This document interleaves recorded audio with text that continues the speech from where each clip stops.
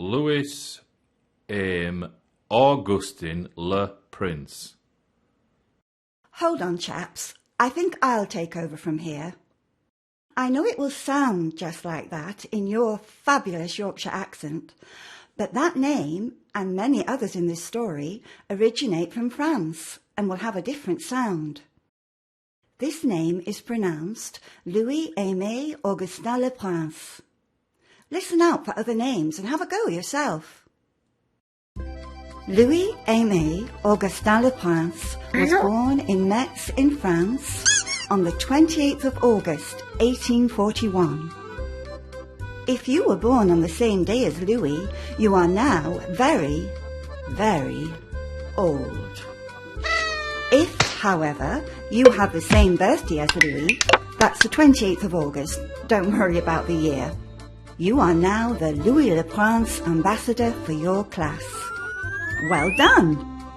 If not, just mark it on the calendar anyway and remember to sing Happy Birthday when the day comes. Friends and family knew him as Augustin and sometimes Gus. His father, who was also Louis, was a major in the French armed forces. A man called Louis-Jacques Monde Daguerre, yes, that's another Louis, who was to become an important name in the development of photography, was a friend of Louis's father.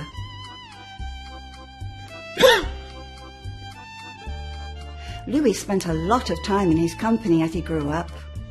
This gave him both an interest and a knowledge around the use of early forms of camera and reproducing imagery.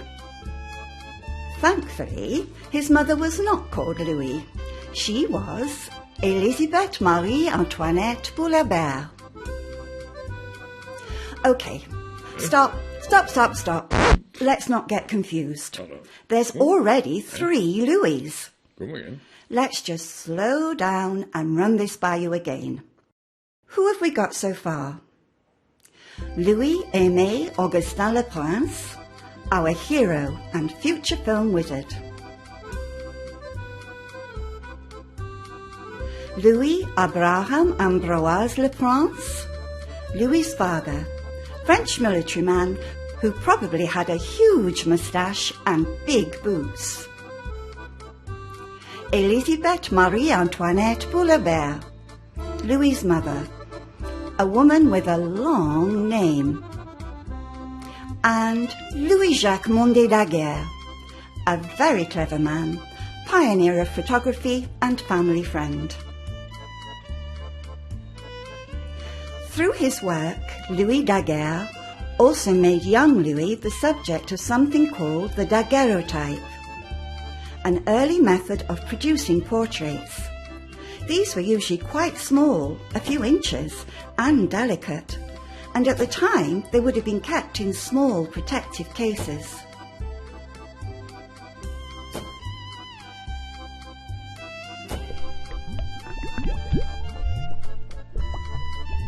Daguerre also taught Louis about chemistry. All of these things would prove to be important in his later life and work. Louis also studied painting in the city of Paris, and eventually Louis would leave his home for Leipzig in Germany, where he studied chemistry. Oh, and by the way, Louis was very tall, about 6 feet and 3 inches in his bare feet. Here he is again, just so you know what he looks like at full height. Later in his life, he will be seen as the father of cinematography. He doesn't know this yet. In fact, I'll let you into a secret. He probably never did. But we won't go into that just yet.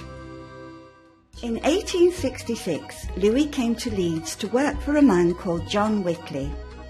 Yes, I know what you're thinking. At last, someone who isn't called Louis. Great! Here he met John's sister, Elizabeth, who was to become his future wife. Elizabeth was a talented artist, and both her and Louis's interest in creativity led them to start an art school together in the city. This was known as the Leeds Technical School of Art. Louis' ongoing love for capturing the moment led to him developing various ideas around the design of the camera. Eventually, he began experimenting with the idea of moving images. He designed a model that had 16 different lenses whilst he was in Paris. This wasn't entirely successful, but it helped Louis to develop his idea further. He also spent time in the USA continuing his work. And following his return, in 1888, he built a single-lens camera whilst in his workshop in Leeds. On the 14th of October 1888, he filmed what is known as the Roundhay Garden scene. This shows his son, Adolf, playing the accordion in what you will know as Roundhay Park.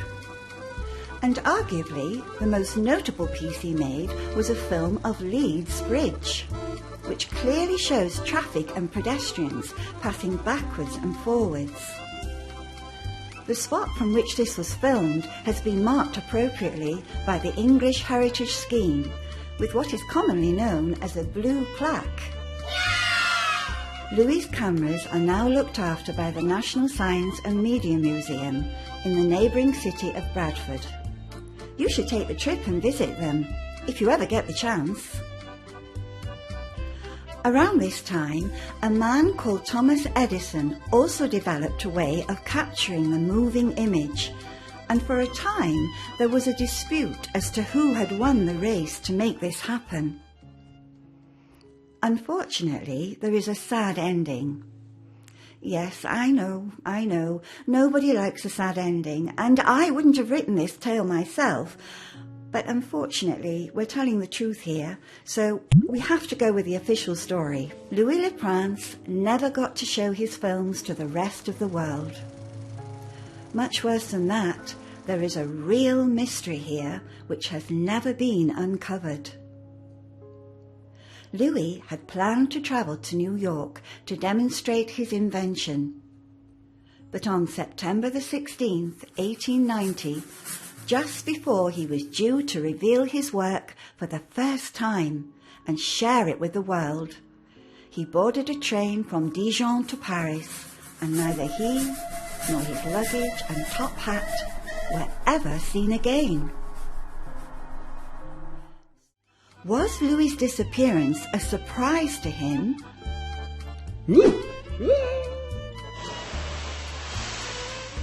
Or did he alone know where he was heading? Did something happen to him that he hadn't expected? Did someone have reason to act against him? Did he have an enemy or a suspicious associate? So, although we are not sure what happened to Louis Le Prince, we can be very sure about something else, and that is the fact that he had a huge effect on the development of film. Without Louis, we would very possibly not have blockbuster movies at the cinema, cosy nights in front of the TV watching our favourite Christmas films, or a trip to the drive-in to watch a summer rom-com. Wait a minute, this isn't a rom-com. We might never have sung along to a musical or seen an Oscar-winning actress. I'd also like to thank Louis Le Prince. So whenever you settle into a comfy chair to enjoy an evening's entertainment, remember that Louis Le Prince helped to make it all possible. And that is pretty amazing.